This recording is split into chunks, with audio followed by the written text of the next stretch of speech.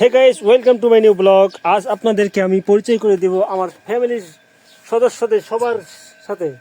এই যে দেখতে পাচ্ছ, আমি ধরণীকান্ত রয়, আর এ হচ্ছে আমার ছোট ছেলে রণবীর, আর এ হচ্ছে ঋত্বিক। ঋত্বিক বাবা হাই বলো।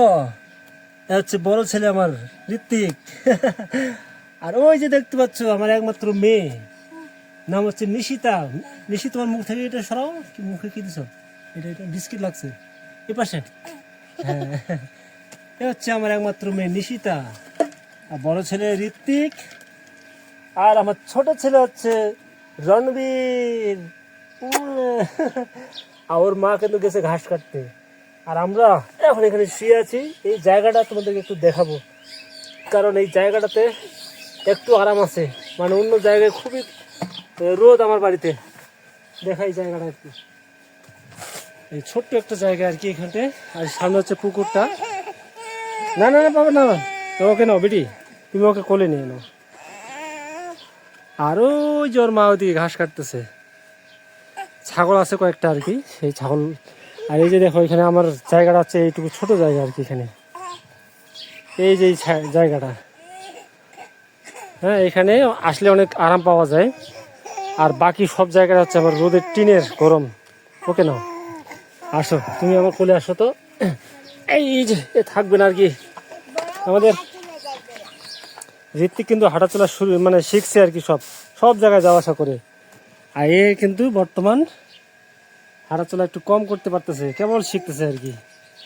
আর আমার বড় ছেলে একদম সব জায়গায় যায়, শিখছে আর কি হাঁটাচলা। ওই যে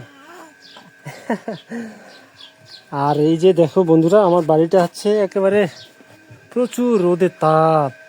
এটা হচ্ছে রান্নাঘরটা, আর ঘরের চতুর্পাশে টিনের বেড়া, টিনের চাল। এত গরম বাড়িতে থাকা যায় না, ঠিক আছে। এই যে কলপাড়িটা একটু দেখাই। এ পাশে হচ্ছে আমাদের এই ছাগলগুলো, দেখো বাইরে প্রচণ্ড রোদ। ছাগলগুলোর জন্য একটা জায়গা তৈরি করছি। এই জায়গায় আমি রাখি দিই আর কি, বন্দি করে এখানে ঘাস টাসটা আমরা দিই। আর এইটুকু জায়গাতে হচ্ছে আমরা ওই যে সবজি চাষ করি আর কি, দেখছি বন্ধুরা। আর এখানে কিছু সজনে ডাঁটার কাটিং চারা লাগাই দিছি, সজনে গাছ হবে। এগুলো তখন লাগাই দিব অন্য জায়গায়।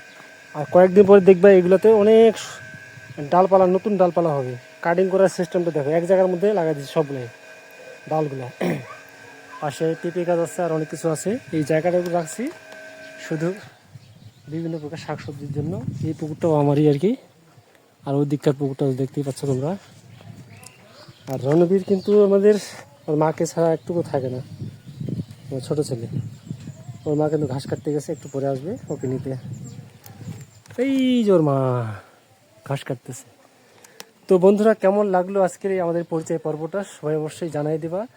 ভিডিও আরও নতুন নতুন ব্লগ আসবে, ঠিক। আমার চ্যানেলে বর্তমান হচ্ছে 2500 সাবস্ক্রাইবার, যেটা আপনারাই করেছেন। আপনাদেরকে অসংখ্য ধন্যবাদ জানিয়ে শেষ করছি আজকের এই ভিডিও। ততক্ষণ সবাই ভালো থাকবেন। রণবীরের পক্ষ থেকে বাই বাই, টাটা।